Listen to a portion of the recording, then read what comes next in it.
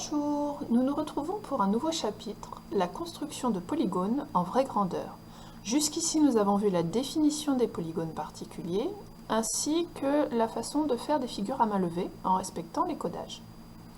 Dans la continuité de cette leçon, nous allons passer maintenant à la figure en vraie grandeur. Donc votre premier travail sera de recopier cette leçon dans votre cahier de leçons à une nouvelle page. Sur cette leçon, je vous indique tout ce que vous devez obligatoirement respecter pour pouvoir faire une figure à main levée. Et aujourd'hui, nous allons appliquer ces consignes sur deux premiers triangles. Donc si vous n'avez pas de d'imprimante, inutile de recopier, vous recopiez juste la consigne, tracez le triangle ABC tel que AB égale 4 cm, BC 7 et AC 5 cm. Et ensuite, vous faites les dessins en dessous. Ces exercices se font dans le cahier de leçons. C'est ce qui vous sert de modèle. Donc, notre premier triangle, tracez le triangle ABC tel que AB égale 4 cm, BC égale 7 cm et AC égale 5 cm. Dans les consignes, vous aurez lu qu'on est obligé de commencer par une figure à main levée. Donc, mon triangle ABC est quelconque. Donc je dessine un triangle sans rien de particulier. Souvent, vous remarquerez que je fais le côté le plus long en bas, mais ce n'est pas du tout obligatoire. Donc ici, je regarde, la plus longue longueur, c'est BC. Ici. Et je n'oublie pas de mettre les longueurs. AB fait 4 cm et AC 5 cm. Voilà pour ma figure à main levée. Maintenant, je vais passer en vraie grandeur. Pareil, je commence toujours par le côté le plus long, mais vous faites comme vous voulez. Donc, je vais commencer par le côté BC 7 cm.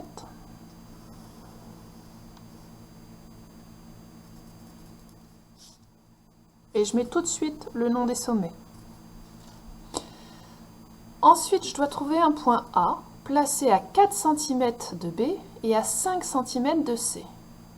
Je vois beaucoup trop d'élèves prendre la règle et faire ouais, elle est à peu près par là, à peu près par là. Ah non, ça fait pas 5, je diminue. Non, c'est pas comme ça qu'on fait.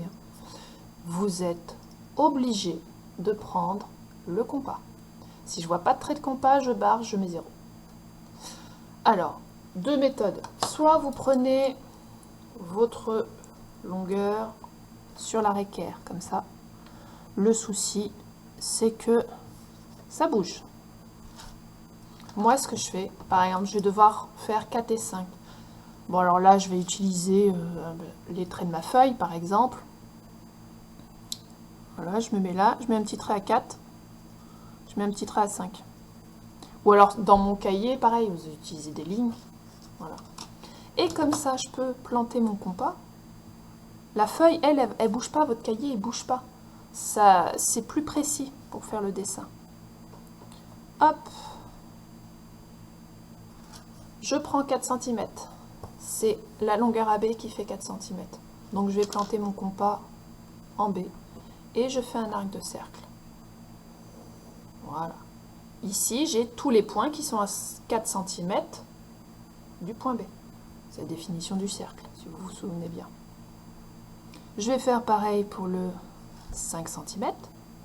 Je plante le compas en C. Voilà. Sur cet arc se trouvent les points à 5 cm de C. À l'intersection, j'obtiens le point A à la fois à 4 cm de B et 5 cm de C. On avait fait cet exercice quand on a fait le régionnement de plan, vous savez, quand Mathieu et sa copine cherchaient où habiter par rapport à Marseille et à Toulon. Et voilà, et on a le triangle ABC en vraie grandeur. J'ai mes traits de compas, je les laisse, je ne les gomme surtout pas. Le prof veut voir comment vous avez tracé votre triangle. Si vous effacez les traits de compas, il vous comptera faux. On passe au deuxième triangle. Le triangle DF, isocèle en E, tels que EF égale 6 cm et DF 8 cm. Je me rappelle, un triangle isocèle, c'est un triangle qui possède deux côtés de même longueur. Donc là, quand je fais ma figure à main levée, je rappelle qu'on ne prend pas de règle, hein. J'essaie de faire en sorte que deux côtés aient l'air de la même longueur. Ici, j'ai décidé que c'était cela. Je commence par le codage. On me dit qu'il est isocèle en E. Ben, ça veut dire que mon point E, il est forcément là. C'est l'intersection de mes deux segments de même longueur. D'accord? J'ai pas le choix. Du coup, D et F, j'ai pas le choix. La base du triangle isocèle, c'est ici. Je n'oublie pas de terminer par les longueurs. 8 cm, 6 cm. Ça, c'est pour la figure à main levée. Ensuite, on va passer à la figure en vraie grandeur. Alors là, dans le triangle isocèle, on ne commence pas forcément par le côté le plus grand, mais on commence par le côté qui n'est pas égal aux deux autres. Ça va aller plus vite. Donc, je fais un côté de 8 cm.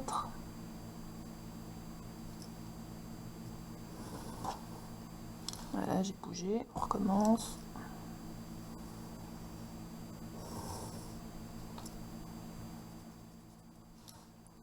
Dans un coin de ma feuille, je fais un petit trait pour marquer le 6 cm. Je note tout de suite les sommets D, F. Je prends mon compas. Tac. Je plante en D. Hop.